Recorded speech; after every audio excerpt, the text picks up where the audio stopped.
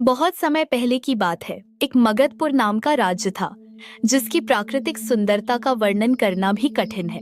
चारों ओर हरे भरे वन, कल कल बहती नदियां और हवा में फूलों की मीठी सुगंध।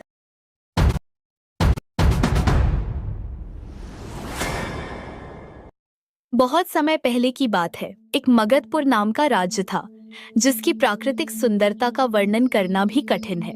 चारों ओर हरे भरे वन, कल कल बहती नदियां और हवा में फूलों की मीठी सुगंध। यह राज्य केवल प्राकृतिक सौंदर्य के लिए ही नहीं, बल्कि अपने न्यायप्रिय और प्रजावत्सल राजा मानसिंह के लिए भी प्रसिद्ध था। राजा मानसिंह की प्रजा उनसे अगाध प्रेम करती थी, क्योंकि उनके शासन में सभी सुखी और समृद्ध थे। राजा मानसिंह के जीवन की धुरी थी उनकी रानी देविका। उनका प्रेम ऐसा था जिसकी मिसालें दूर दूर के राज्यों में दी जाती थीं।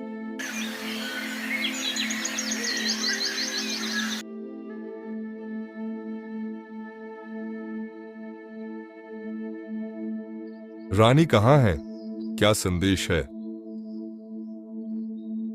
महाराज, रानी साहिबा अपनी सखियों से मिलने गई हैं। वह शीघ्र ही लौट रही होंगी। आप चिंता न करें। जाओ, उन्हें मेरा संदेश दो कि उनका राजा उनकी प्रतीक्षा कर रहा है। उनसे कहो कि वह जल्द लौटें। इसी प्रेम और खुशहाली के वातावरण में धीरे धीरे समय अपनी गति से चलता रहा। एक दिन राजवैद्य ने महल में यह शुभ समाचार सुनाया। महाराज, शुभ घड़ी आ गई है। रानी देविका गर्भवती हैं। यह समाचार पूरे राज्य के लिए हर्षोल्लास लेकर आया है। अद्भुत! यह समाचार तो मेरे जीवन का सबसे बड़ा सुख है।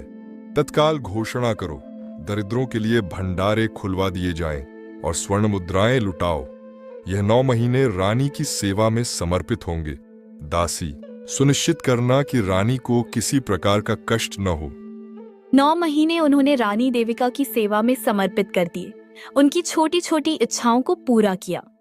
राजा और रानी दोनों ने मिलकर आने वाली संतान के लिए सैकड़ों सुंदर सपने बुने। स्वामी, मुझे ऐसा लगता है कि हमारी संतान हमारे प्रेम को एक नया रूप देगी। मैं कितनी सौभाग्यशाली हूँ कि मुझे आपका इतना गहरा प्रेम मिला। देविका, तुम केवल मेरी रानी नहीं, तुम मेरा जीवन हो। मैं बस यही चाहता हूं कि तुम और हमारी संतान दोनों सुरक्षित रहें। हमारी यह छोटी सी दुनिया अब पूर्ण होने वाली है।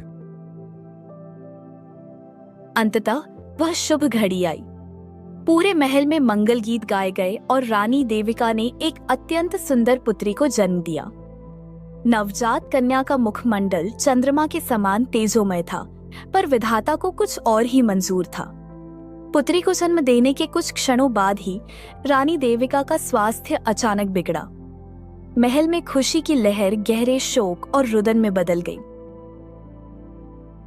महाराज, मुझे क्षमा करें। हमने हर संभव प्रयास किया, पर रानी साहिबा वह अब इस संसार में नहीं रही। झूठ! ये झूठ है। देविका, मेरी देविका मुझे छोड़कर नहीं जा सकती। तुम कैसे कह सकते हो? वह अभी अभी तो माँ बनी है। मेरी दुनिया उजड़ गई। मैं इसके बिना कैसे रहूंगा? राजा मानसिंह का दुख इतना गहरा था कि वह विवेक और संतुलन खो बैठे। उनका प्रेम तीव्र शोक और अपराध बोध